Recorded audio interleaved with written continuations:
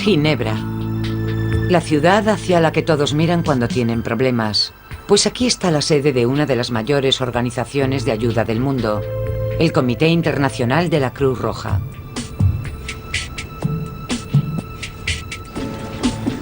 Así conocemos a la Cruz Roja, médicos y enfermeras abnegados, un rayo de esperanza en una guerra horrenda.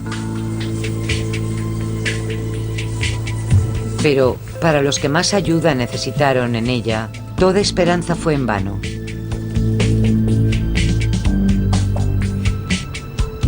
La Cruz Roja.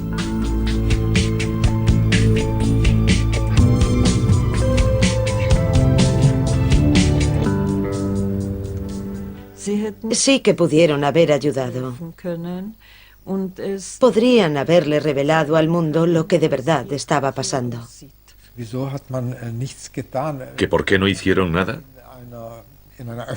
Deberían y podrían al menos haber organizado una campaña mundial. Podrían haber hecho más, aprovechando su nombre, aprovechando su fama internacional.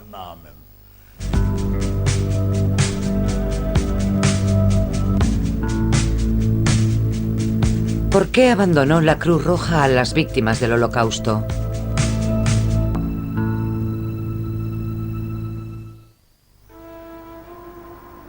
...1933... Los nazis acaban de asumir el poder en Alemania cuando el Comité Internacional de la Cruz Roja se instala en la Villa Moynier, en el lago Le Mans. Aquí trabaja en una reforma de la Convención de Ginebra. Sobre todo las mujeres del comité, tras la experiencia de la Primera Guerra Mundial, quieren que la Convención también proteja a los civiles. Presentan su propuesta en la 15ª Conferencia de la Cruz Roja, celebrada en Tokio en 1934. Garantiza la misma protección internacional para los civiles detenidos que para los prisioneros de guerra, pero se aplaza su aprobación. Pocos de los presentes consideran que sea algo urgente.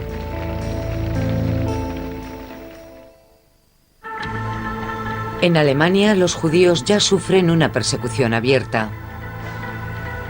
Der Jude ist der Todfeind der Menschheit, wird es seit Anbeginn. Es wird ihnen das Lachen überall vergehen.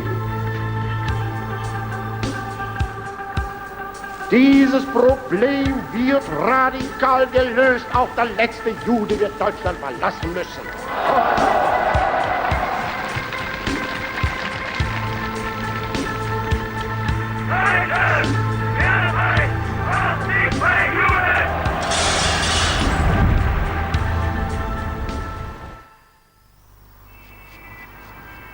Tras la noche de los cristales rotos en la que mueren 400 judíos, cada vez acuden más personas desesperadas a la Cruz Roja de Ginebra. Un hombre llamado Max Braun escribe en diciembre de 1938. En los campos de concentración de Alemania, donde miles de judíos languidecen en la miseria por el solo motivo de ser judíos, las condiciones de vida son infrahumanas y carentes de la higiene más elemental. La Cruz Roja Internacional no debería seguir callada. Pero el comité sigue en silencio. Su presidente, Max Huber, minimiza el asunto. En tono comprensivo escribe a la Cruz Roja alemana: somos conscientes de las exageraciones sobre este asunto. Huber sabe que la Cruz Roja alemana está bajo control nazi desde 1933. Unter der Schirmherrschaft des Führers ist das Deutsche Rote Kreuz im Dritten Reich neu geformt und soldatisch ausgerichtet worden. Los miembros judíos de la Cruz Roja alemana ya han sido expulsados. Aquí a nadie le interesa la suerte de los prisioneros de los campos de concentración. En su lugar, la Cruz Roja alemana se prepara para su papel en la guerra.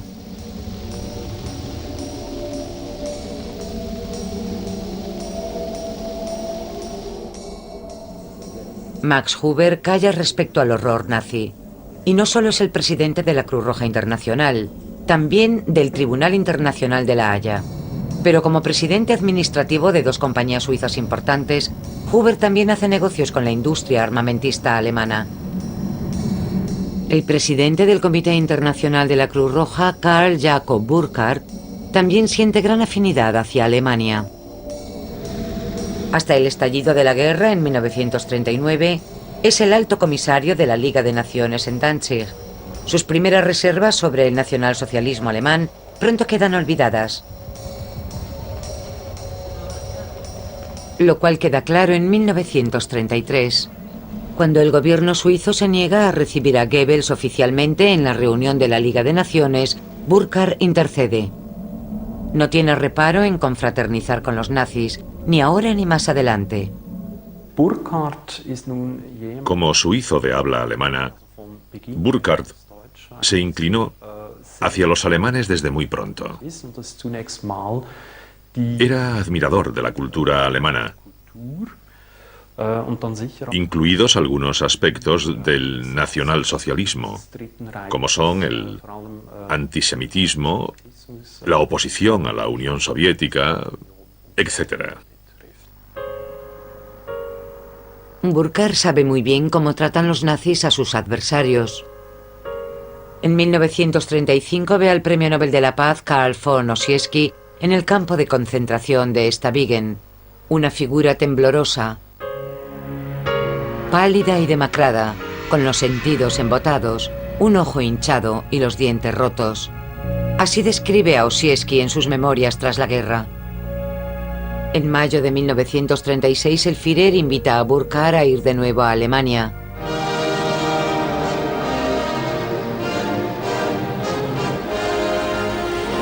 Burckhardt queda encantado. Gracias a la maravillosa hospitalidad y la excelente organización durante la semana que he viajado por Alemania, he podido conocer el enorme logro de sus redes viarias y del servicio de trabajo. Lo que más me impresionó fue el ambiente de colaboración entusiasta que vi en todas partes. Así rezaba su carta de agradecimiento a Hitler y acaba expresándole al Führer su más rendida admiración y devoción. En su informe para el comité, admite de pasada que la situación de los presos en los campos no ha cambiado. De la situación de los judíos no dice nada, aunque está bien al tanto de su persecución. Lo que pasó fue que, en Europa, durante los años 30 y 40, era corriente asociar a los judíos con los comunistas y los bolcheviques. Así que eran mal vistos por el Comité Internacional de la Cruz Roja, porque este comité, por entonces, era una organización eminentemente anticomunista. Los nazis pronto empiezan a detener a tantos opositores, sobre todo judíos, que necesitan cada vez más campos de concentración, como el de Buchenwald. Pero sigue sin haber protestas de Ginebra. Al contrario, Guillaume Fabre, miembro del comité, visita Dachau en agosto de 1938 y escribe: «Todo está limpio y en orden, y tiene incluso cierta elegancia. Solo en Dachau son asesinadas 30.000 personas hasta el final de la guerra». Desde el otoño de 1941 los trenes de deportación circulan por Europa y nadie puede afirmar que no sabe a dónde se dirigen. Die Vernichtung der jüdischen Rasse in Europa. Man muss sie vernichten, man muss sie ausrotten. Sie haben die Menschheit angelehrt. Sie werden zusammengetrieben und sie werden eines Tages nicht mehr sein. Sie werden vernichtet werden, wie man Ungeziefer vernichtet. Entre los exterminados está la familia Gutmann de Olmütz. Desde 1939 el padre está internado en Buchenwald y después muere en Dachau. A la hija, Trude, la detienen en Praga en 1942. Entonces fue cuando supe que mi padre había muerto en Dachau.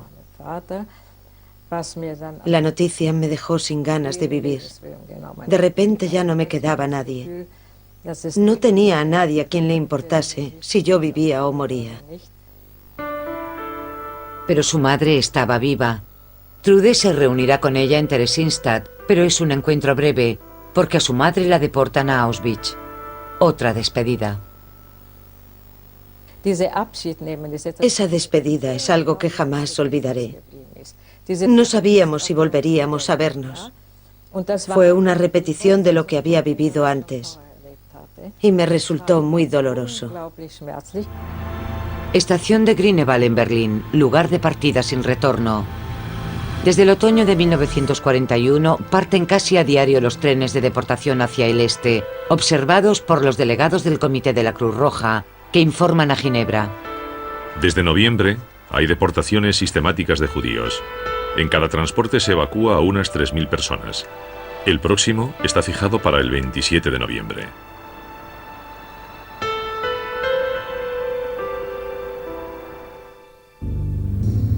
En abril, según los delegados de Ginebra, ya no quedarán más judíos en Berlín. El Comité Internacional de la Cruz Roja, instalado en el Hotel Metropol desde el estallido de la guerra, no reacciona. Deben mantener la neutralidad y no tienen permiso para ayudar a los civiles. Una pobre excusa, porque los estatutos del comité permiten cualquier acto humanitario que se considere necesario. Pero el presidente, Max Huber, y el vicepresidente, Karl Jakob Burkhardt, ignoran ese detalle. En la calle Wallenstetter, en Berlín, donde está la delegación de la Cruz Roja desde 1940, reina el asombro ante la indiferencia de los directivos de Ginebra. Las instrucciones recibidas por la delegación de Berlín son claras. Su principal tarea es la de asegurarse de que los prisioneros de guerra reciben buen trato de los alemanes. Uno de los delegados es el joven doctor Maurice Rosell.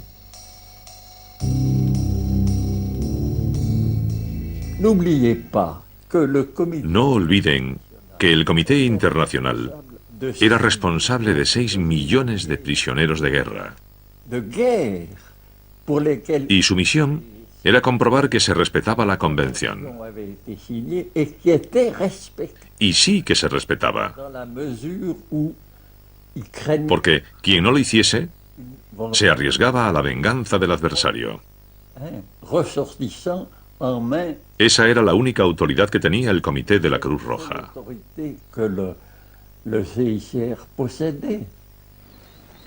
Pulver vom Oberkommando der Wehrmacht meldet ganz gehorsams das Eintreffen der Delegation vom Internationalen Komitee des Roten Kreuzes. Ja, kann ich das Essen kosten? Bitte, sehr schön. Donnez-moi la quantité que reçoit chaque prisonnier. Merci. Une cuillère. Pardon.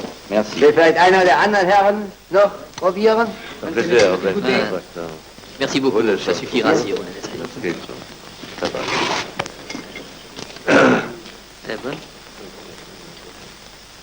Elle est très bonne. Elle est très bonne, pas de fait. ¿Pero de verdad no podían hacer más por los prisioneros de los campos de concentración?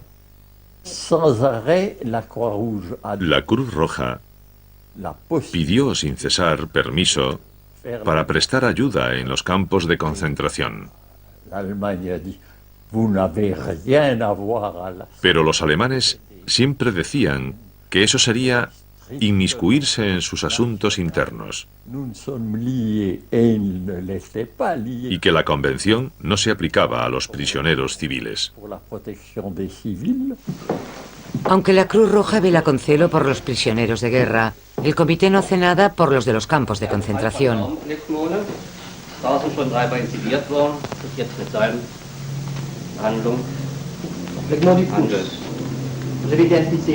Ginebra podría haber presionado a los alemanes al respecto.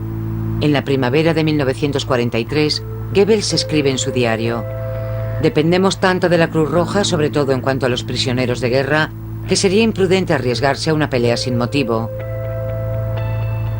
Hasta las últimas etapas de la guerra, el comité no interviene directamente para ayudar a las víctimas de los nazis.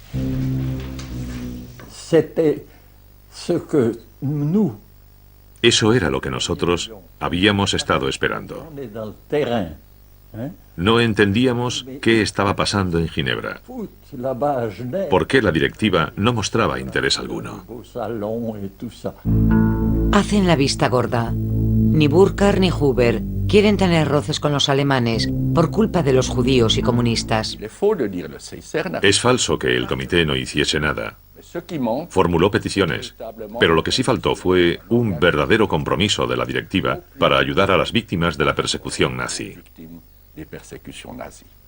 Una tarea importante del comité en esta etapa de la guerra es buscar a los desaparecidos, pero la búsqueda se limita casi totalmente a los arios. Millones de judíos han desaparecido sin rastro. En abril de 1942, la Cruz Roja alemana comunica que no puede obtener información sobre los noarios, así que no puede hacerse cargo de ninguna petición de búsqueda.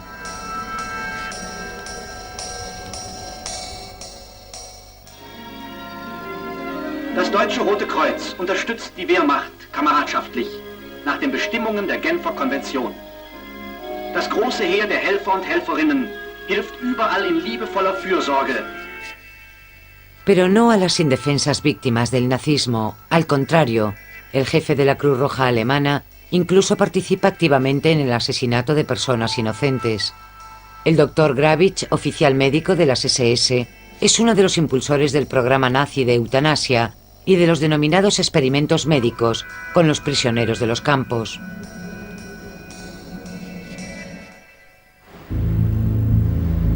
En verano del 42, el Congreso Judío Mundial confirma sus peores temores en el Palacio Wilson. El director de la delegación de Ginebra, Gerhard Reigner, recibe información sobre el plan de la solución final. De inmediato transmite a Londres y Nueva York. Recibido un informe alarmante de que en el cuartel general del Führer se ha hablado de un plan según el que todos los judíos de los países ocupados o controlados por Alemania, de 3,5 millones a 4 millones, tras su deportación y concentración en el este, serán exterminados para resolver definitivamente el problema judío en Europa.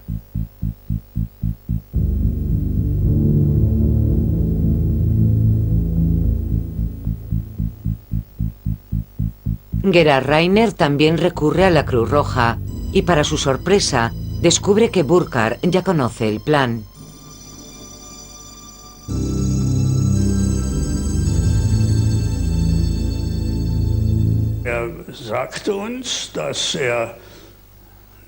Nos dijo que tenía informes que lo confirmaban.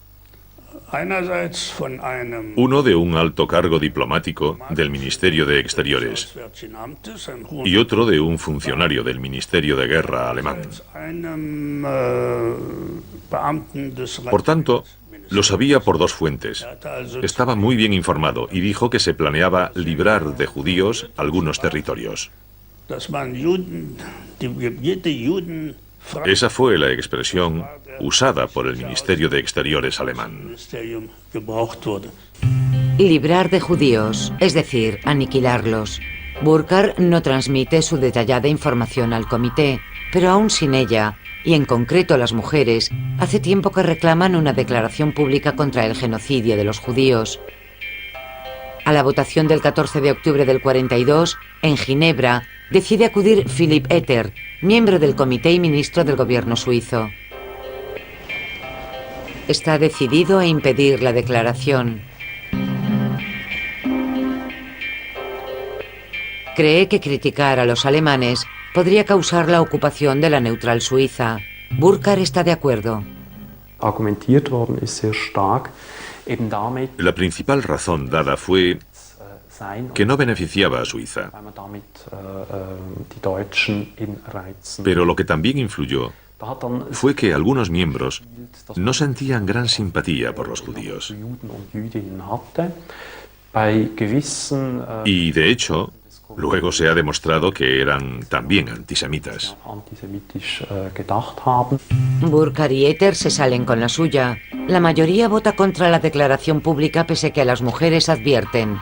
El silencio del comité sería negativo y tendría las peores consecuencias y pondría en peligro su propia supervivencia. ¿Pero de qué habría servido una declaración? Sobre todo haría que el mundo se enterase. Y eso era importante, porque cuando los aliados declararon en diciembre de 1942 que los judíos europeos estaban siendo exterminados, muchas personas dijeron: es propaganda para perjudicar a Alemania, ¿por qué vamos a creérnoslo? Pero de haberlo dicho el Comité de la Cruz Roja o el Vaticano, una institución neutral, seguramente mucha más gente se lo habría tomado en serio. Gerhard Reigner se queda atónito. Los aliados han formulado una queja y la Cruz Roja ni siquiera es capaz de hacer eso. En su diario escribe: hace meses que no piso la sede de la Cruz Roja.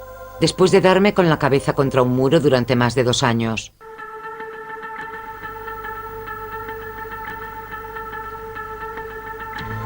En febrero de 1943, la mayoría de las comunidades judías europeas han sido exterminadas. En unos meses, los alemanes asesinan a 3 millones de judíos y ni siquiera lo hacen con mucho secreto. Wir haben in Europa, in dem uns zugänglichen Europa, die Judenfrage gelöst. Und zwar so gelöst, dass keine Juden mehr da sind.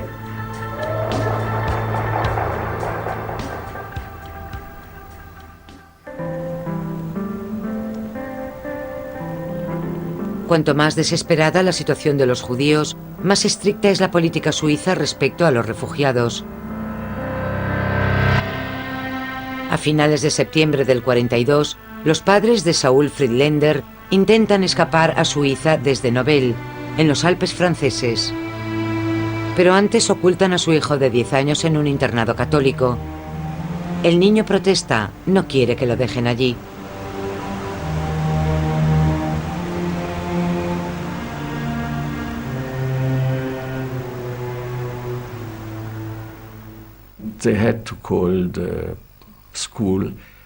Tuvieron que llamar al colegio para que me viniesen a buscar a la fuerza, porque yo no quería ir. Creo que intuía que aquello era el final.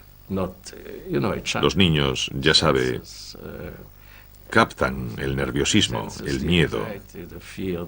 Fue la última vez que vi a mis padres.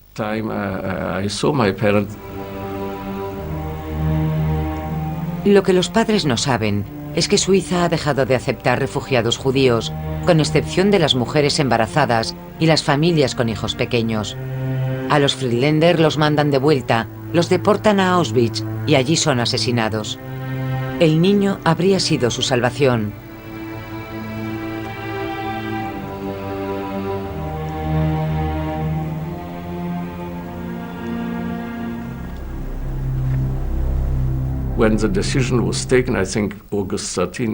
Cuando se tomó la decisión, creo que fue en agosto de 1942, de cerrar totalmente las fronteras a los judíos, se hizo sabiendo lo que les esperaba a los rechazados, lo cual es muy importante. No pensaron, ya los acogerán en otra parte, no. Sabían lo del exterminio sistemático, y aparece mencionado en documentos suizos. El Comité Internacional de la Cruz Roja intenta al menos enviar paquetes de ayuda, no solo a los prisioneros de guerra, también a los de los campos de concentración. Es difícil porque los alemanes no dan información sobre los presos y deportados a los campos. El gobierno alemán nos dio permiso para enviar paquetes, siempre que tuviésemos los nombres de los destinatarios. Pero al principio no teníamos ningún nombre. No sabíamos quién estaba en los campos, de modo que hubo que investigar minuciosamente. Recuerdo la alegría cuando llegaron los primeros acuses de recibo de los campos de concentración. No solo estaban firmados por los destinatarios que habían sido identificados, otros prisioneros también habían añadido sus nombres. Y así pudimos reunir como 10 nombres más a los que el Comité Internacional de la Cruz Roja podía enviar paquetes. En Ginebra, el archivo de la Cruz Roja posee casi 100.000 de esos recibos, pero no son prueba de una exitosa operación de ayuda. Los prisioneros solo recibían alrededor del 10% de los paquetes enviados y los judíos casi ninguno.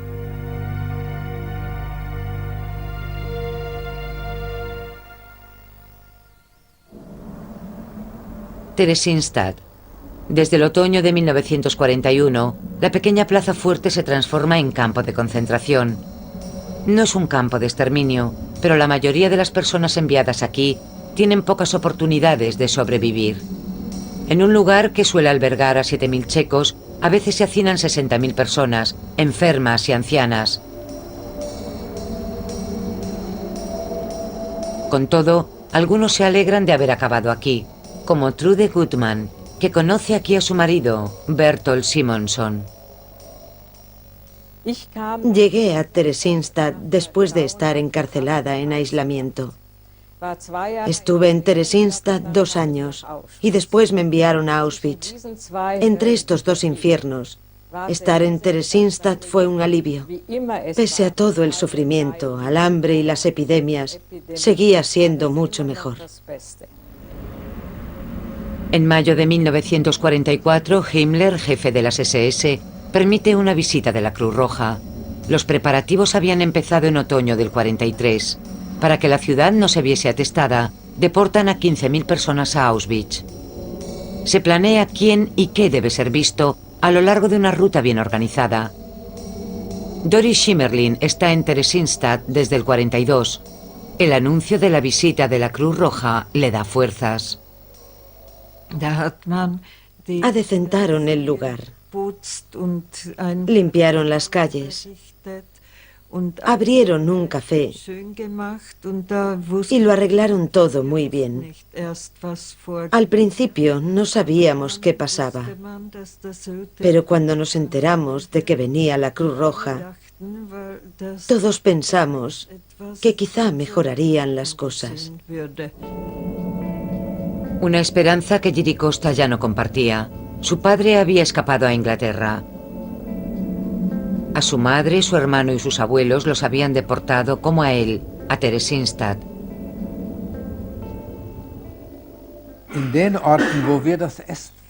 En los lugares donde repartíamos comida, no cambió nada. En el año 43 y 44, no vino ninguna delegación de la Cruz Roja porque lo que habrían visto no sería nada agradable. La comida que se servía era horrible. La mañana del 23 de junio del 44, la delegación de la Cruz Roja parte de Praga. Los prisioneros llevan levantados desde las 4 de la madrugada, barriendo las calles para los ilustres visitantes, que resultan no ser tan ilustres. La Cruz Roja envía al delegado Rosell. Su jefe tiene cosas más importantes que hacer. Él sabía que si nos invitaban a ir a un campo, no habría nada que ver. Sabía que podíamos esperar. Es una farsa. A las 11 de la mañana empieza la gira. El delegado de la Cruz Roja hace fotografías. La puesta en escena es perfecta. En su informe, Rosell dirá que ha visto un pueblo común y corriente.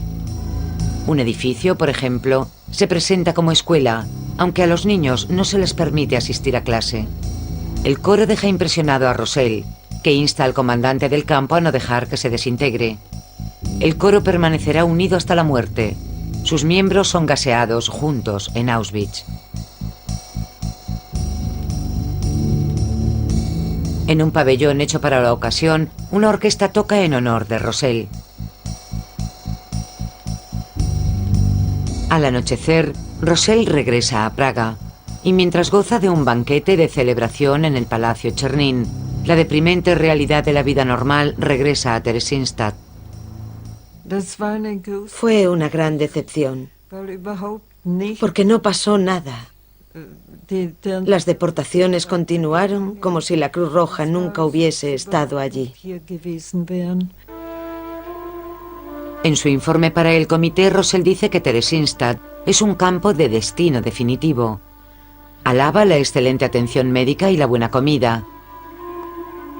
Aún hoy sigue creyendo que Theresienstadt era un campo modelo en el que los judíos ricos privilegiados vivían tal y como describió. No,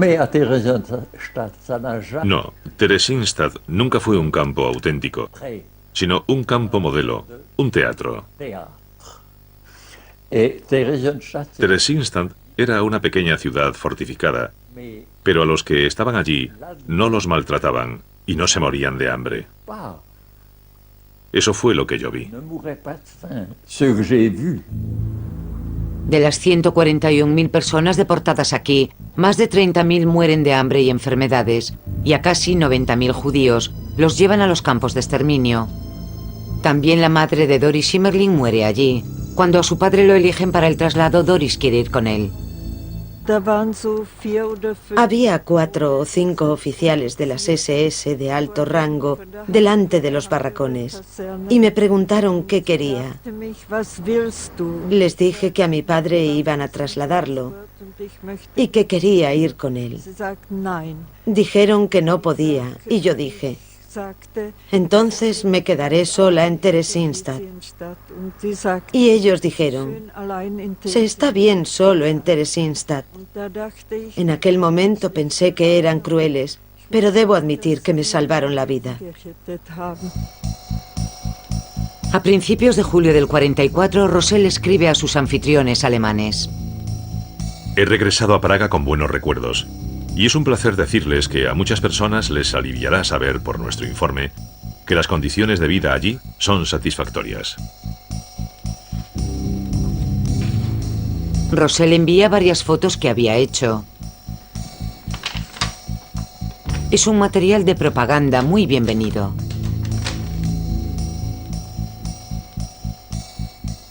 El destinatario felicita a Rosell por las fotografías y añade que le gustaría utilizarlas para refutar ante los extranjeros las supuestas atrocidades de Theresienstadt.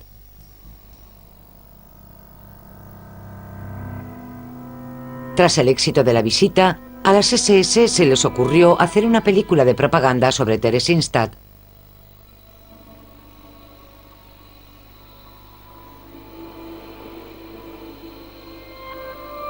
A Doris Schimmerling le permiten aparecer disfrazada de pastora. Solo salían en ella personas con buen aspecto, que aún estaban fuertes y sanas. A los viejos y a los enfermos había que ocultarlos. Creo que a la gente le gustó trabajar en la película, porque era un cambio de la vida del gueto, que no era ni interesante ni divertida. Pero pocos consiguen ver la película terminada. El único grupo que la vio por entonces fue la segunda delegación de la Cruz Roja, que visitó Theresienstadt en abril de 1945. E incluso ellos dijeron que era demasiado propagandista. Creo que fue la única protesta verdadera que llegó a expresar la Cruz Roja.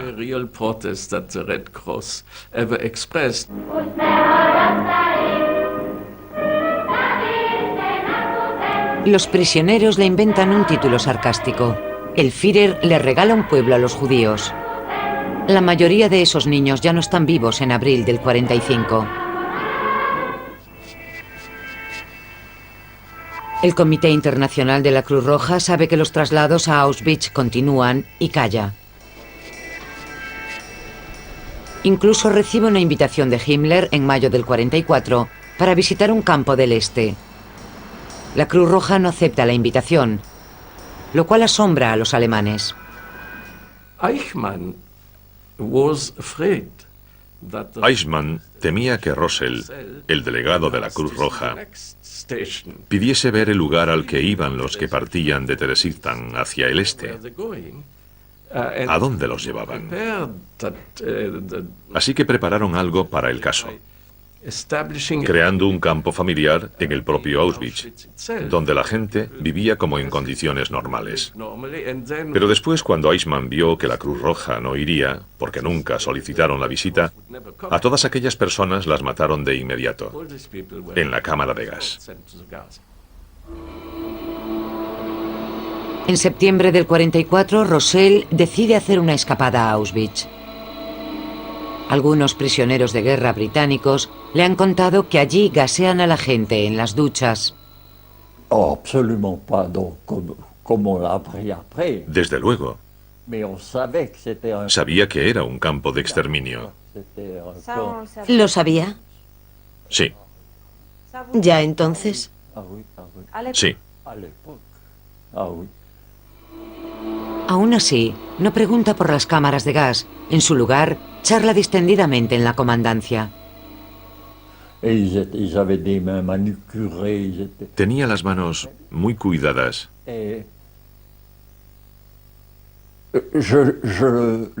Me dio la impresión de que estaban muy orgullosos del trabajo que hacían allí.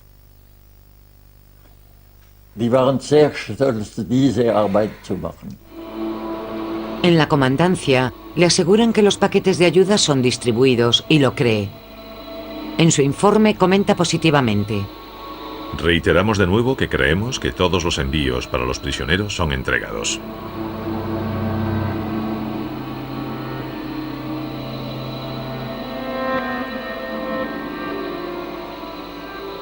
Giricosta va en el último transporte de Theresienstadt a Auschwitz. Allí se encuentra un conocido. Un hombre se nos acercó y nos dijo en checo: ¿vosotros sois de Theresienstadt? Mira allí, a las columnas de humo negro. ¿Sabéis de qué es? Ni idea. De los crematorios, y enfrente están las cámaras de gas. Tenéis suerte. Habéis sobrevivido. Otros están muertos o muriéndose. Trude Gutmann llega a Auschwitz en el mismo tren que Costa. Solo conserva recuerdos de la llegada. Cuando uno siente dolor, se desmaya. Y creo que el subconsciente también puede desvanecerse. En verano del 44, los detalles del genocidio son conocidos. Ginebra tiene un informe de 2 prisioneros de un campo de concentración que logran escapar de Auschwitz. La prensa suiza informa constantemente del exterminio de los judíos húngaros. El Comité Internacional de la Cruz Roja al fin tiene que ceder a la presión pública. Tras pedir ayuda, el gobierno húngaro consigue detener las deportaciones. El comité envía al delegado Friedrich Born a Budapest, y este ya no se queda al margen, cuando en otoño del 44 los alemanes se hacen cargo ellos mismos de las deportaciones de los judíos restantes. El símbolo de la Cruz Roja en los orfelinatos salva la vida de miles de huérfanos judíos. Hay que distinguir entre los miembros del Comité de Ginebra y los delegados del Comité Internacional sobre el terreno. Ahí es donde ves que de verdad hubo compasión. Los delegados veían el sufrimiento humano todos los días, y cuando ves sufrir a la gente, resulta terrible no poder hacer nada para ayudar.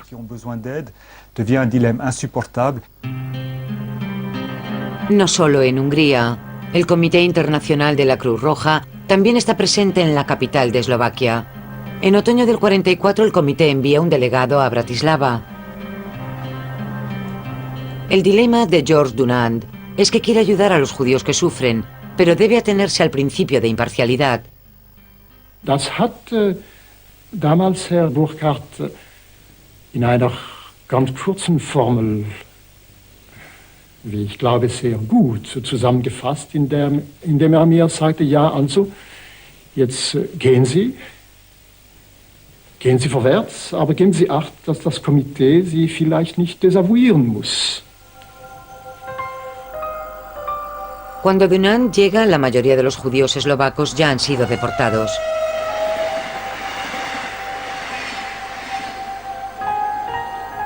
La Cruz Roja eslovaca ya había pedido ayuda a Ginebra en el 42, sin resultado.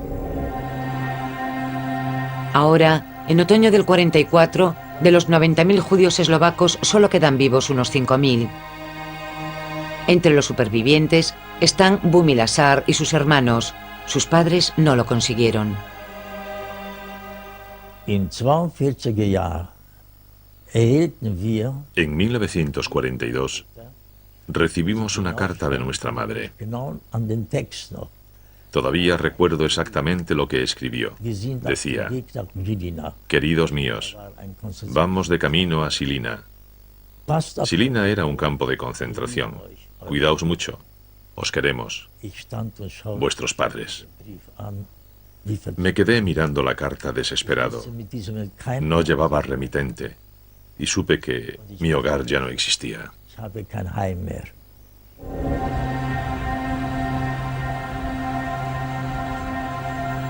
Bumi Lazar vive bajo un nombre falso en Bratislava.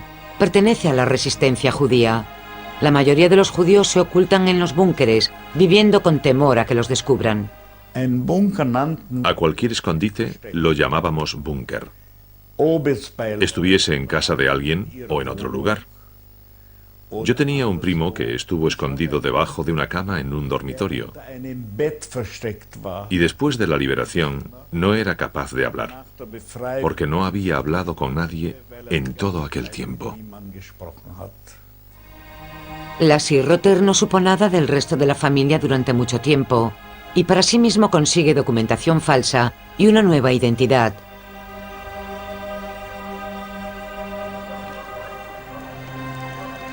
Desde la central de la Gestapo en el número 6 de la Edelgasse, el jefe de la unidad de asalto, Alois Brunner, persigue a todos los judíos que quedan en la ciudad. Todo el que acabe aquí puede darse por perdido.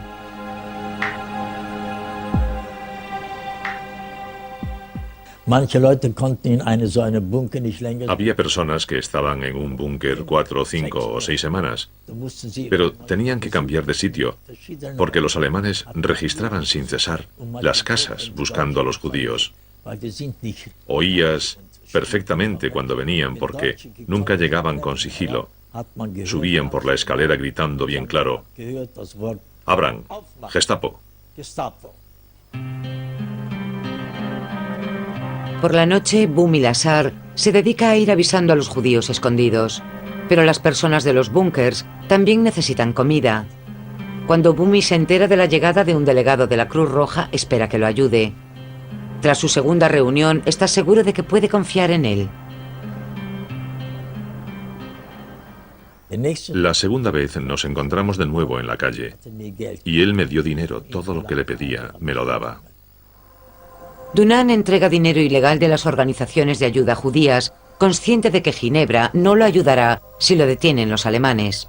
En una ocasión fue a ver a Brunner queriendo ayudar a los judíos. Brunner le dijo: «Todo el que ayuda a los judíos huele mal». Entonces Dunant le preguntó: «¿Yo también huelo mal?»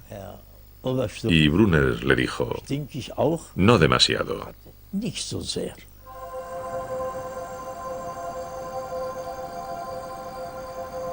Dunant salva la vida a más de 1000 judíos en Bratislava.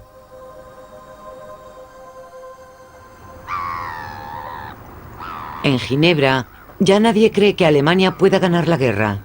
Al fin, el comité negocia con las SS para poder ayudar a los presos de los campos de concentración.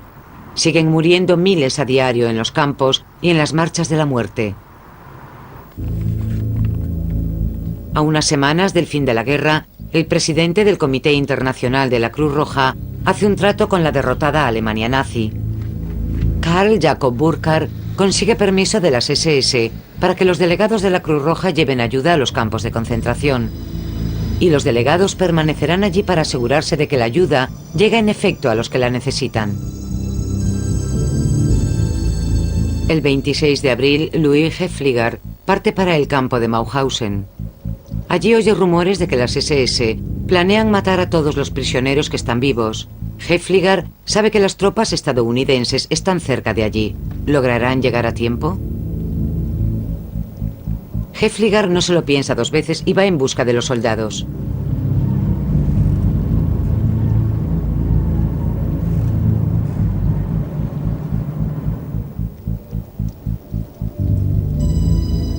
El 4 de mayo, los estadounidenses liberan Mauthausen.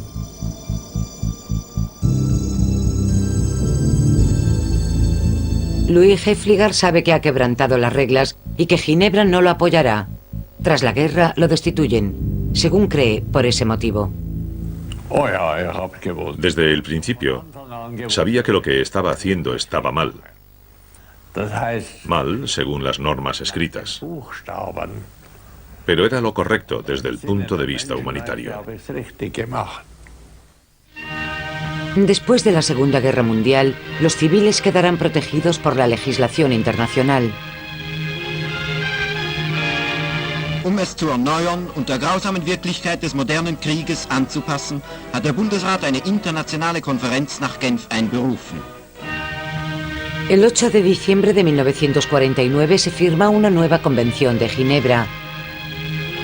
Los reunidos deciden no aceptar a la organización de ayuda israelí Maguen David Adom en el seno de la Cruz Roja, una decisión no anulada hasta 2006, casi 60 años después.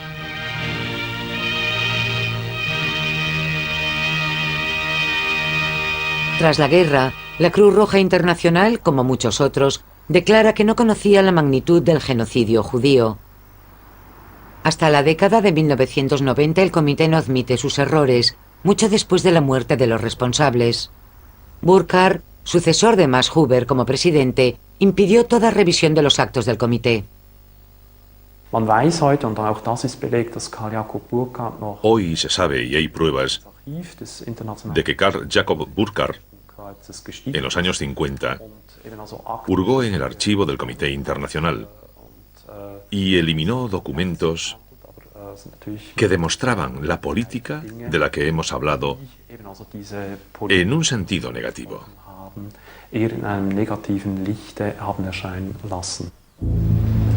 Tras la guerra, millones de refugiados están en marcha, víctimas del nazismo, gente sin hogar, desplazados. Pero los criminales nazis también quieren huir. Con nombres falsos solicitan un pasaporte a la Cruz Roja Internacional de Génova. Entre ellos, Otto Pape, alias de Erich Priebke, autor de ejecuciones en masa en Italia. Ricardo Clement, alias de Adolf Eichmann, el organizador del exterminio de los judíos europeos.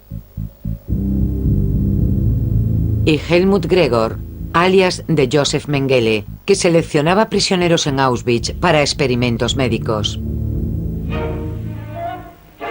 Desde Génova viajan a Argentina. A Buenos Aires le interesan mucho los conocimientos técnicos alemanes. Los argentinos hacen un trato con el jefe de la policía suiza, Heinrich Rothmund. El problema era que los nazis estaban en Alemania. No podían salir de allí, porque las autoridades estadounidenses o británicas que ocupaban Alemania no les daban un visado de salida. Así que los argentinos le dijeron a Rothmund que si les permitía pasar a aquellos nazis por la frontera suiza sin documentos, se los llevarían a Italia, y también se llevarían a alguno de los refugiados que tenían en Suiza. Rothmund les dijo que tenían refugiados a unos 9.000 supervivientes de los campos de concentración y que no los querían, sobre todo a los judíos. Pero los argentinos dijeron: a los judíos no nos los llevamos, pero sí a alguno de los otros.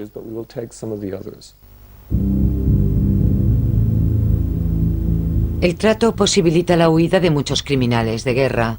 En la oficina de la Cruz Roja de Génova tuvieron que percatarse de que los pasaportes solicitados no eran para víctimas de los nazis. La mayoría de los nazis son avalados por el padre Draganovic, un fascista bien conocido.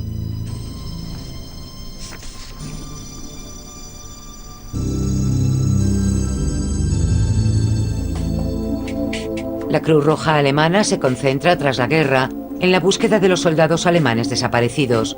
Muchas familias no saben si los maridos, padres o abuelos están vivos. La Cruz Roja hace lo posible por averiguar su paradero.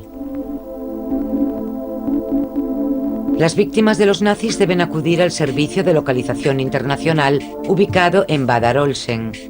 Los aliados ponen el servicio bajo la dirección de la Cruz Roja Internacional. Tras la guerra, todos los documentos confiscados relacionados con los crímenes nazis se traen aquí. Los expedientes de los campos, las listas de transporte y de los muertos, los carnés de los trabajadores forzados y demás información importante para los supervivientes y los parientes de las víctimas.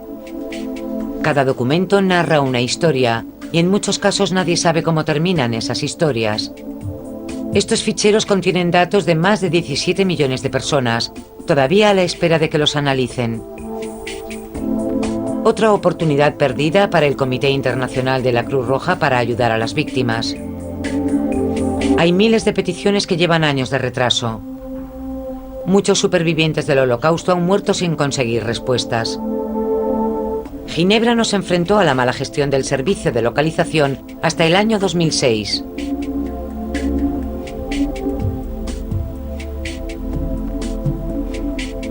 Al fin se abren cajones de cuyo contenido poco se sabe.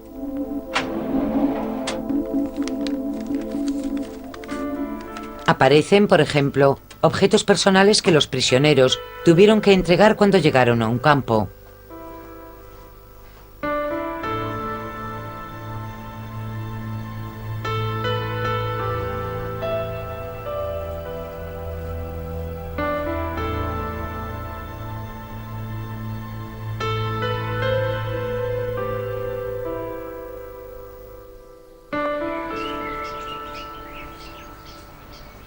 Bumilashar vive en Israel.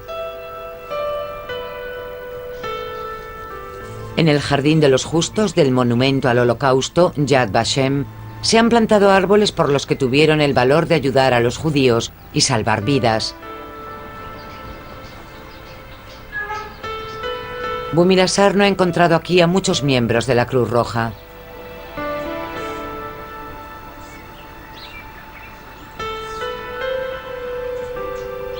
Otros tuvieron más valor. Ayudaron aunque no tenían obligación. Ayudaron porque era necesario y posible.